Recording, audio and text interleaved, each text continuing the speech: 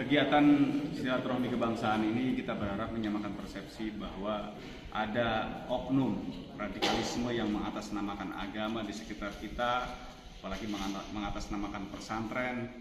Ini yang akhirnya mencoreng nama pesantren. Padahal sejatinya pesantren membangun peradaban yang baik. Ini ada hidden curriculum. Ini ada sebuah gerakan makar mendirikan negara dalam negara. Dan kita berharap dari agenda ini MUI dan Kementerian Agama menindaklanjuti kegiatan ini, termasuk juga membuka hasil penelitian yang lama tentang hasil penelitian yang sudah final dan dibukukan agar segera membuat fatwa terkait masalah NI dan Al-Zaitun sesat dan menyesatkan. Dan Kementerian Agama juga segera menindaklanjuti, mengambil alih, karena ini sudah sangat membahayakan. Ini bukan gerakan keagamaan, ini gerakan politik. Bahkan ini kita bilang ini kejahatan kemanusiaan atas nama agama. Orang yang sudah bergabung akan dihancurkan ekonominya, dihancurkan akhlak dan akidahnya, dihancurkan masa depannya. Ini atas nama agama dan ini besar di pondok pesantren. Ini sangat membahayakan. Kalau negara tidak bertindak, ya ini akan membahayakan kedaulatan negara.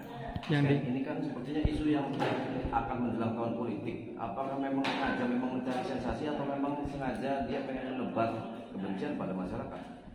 Sejatinya memang ini ada gerakan makar dari dulu.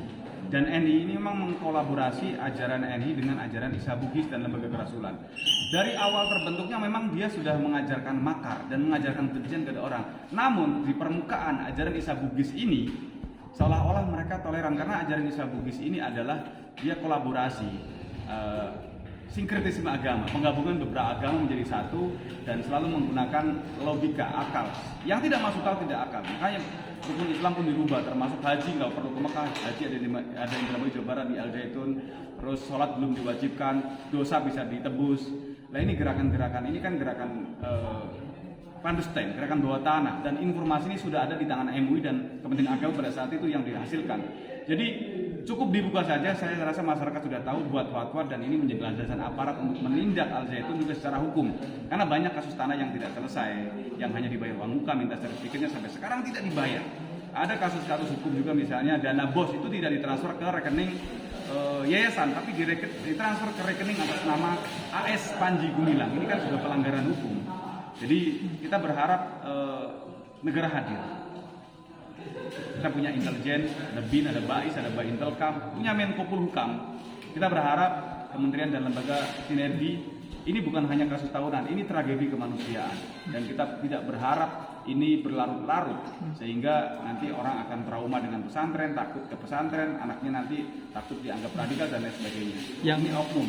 Dan kita kasihan kepada para korban yang sudah menyekolahkan di sana. Ada yang stres, depresi, bahkan gila. Karena mungkin dijali dengan masalah doktrin dia tidak kuat. Karena 80% di Al-Zaitun itu adalah santri yang orang tuanya anggota NI, termasuk karyawan, muadzaf, eksponen itu adalah orang NI. Tapi ada 20% santri yang korban promosi Al-Zaitun, yang dia hanya melihat pesantren mega, sekolahan ke sana. Anaknya nakal mungkin dia cemplungin ke pesantren karena mungkin orang tuanya orang kaya, karena memang biayanya cukup tinggi. Tapi kalau yang 80% itu memang ada subsidi bagi anggota NII agar untuk menyekolahkan menjadi santri anaknya di Al-Zaitun. Jadi kalau Kementerian Agama hanya melihat kurikulumnya, ya tidak ada yang aneh. Tapi kalau hidden kurikulum, ini adalah gerakan intelijen, dan saya rasa istana juga harus turun tangan, Menhukam. Kita punya intelijen. Jadi jangan sampai seolah-olah intelijen tidak bergerak. Ini adalah gerakan yang sangat membahayakan kedaulatan bangsa. Yang diketahui Mas Ken sendiri selama berada di dalam Al-Zaitun, yang paling menonjol penyimpangannya itu apa? Menghalalkan segala cara dalam hal infak bukan infak sebenarnya, iuran paksa. Jadi di NI ada namanya harta ini adalah diambil oleh pimpinan. Ayatnya adalah ambillah sedekah dari mereka untuk membersihkan diri. Jadi ada yang sampai jual tanah, jual rumah. Terus tadi sholat juga belum diwajibkan, bukan dilarang ya, tapi belum diwajibkan.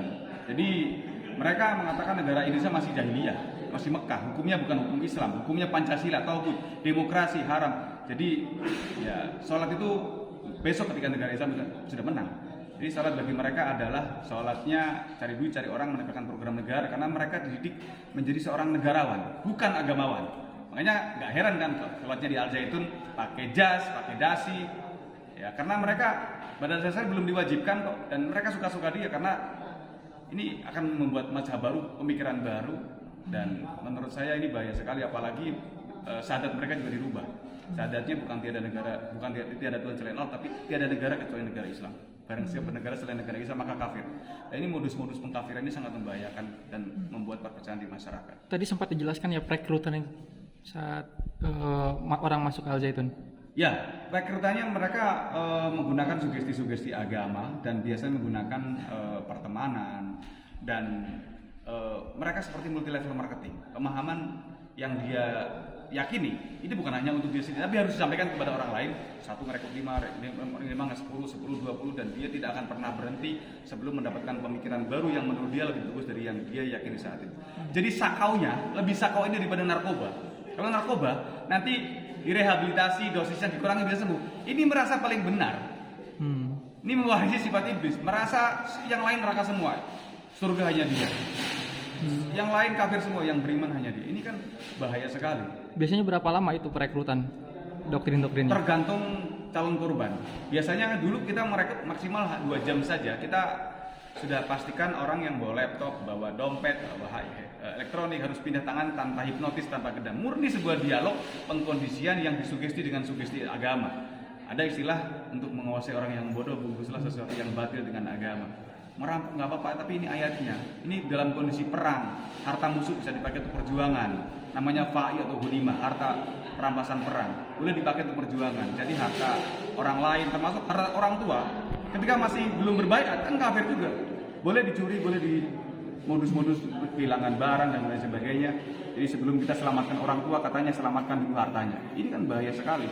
Yang akhirnya menjadi legalisasi kriminal atas nama agama. Sudah ada berapa ribu korban ini? Laporan yang kayak ini Kris Center sudah puluhan ribu.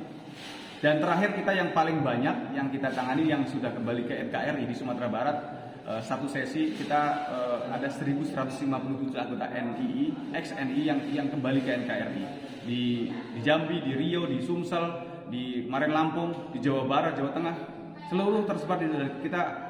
Bagaimana supaya mereka bisa kembali kepada masyarakat, dan ini menjadi warning agar berhati-hati karena tidak cukup modal semangat saja kita dalam belajar agama, tapi juga harus dengan ilmu yang benar.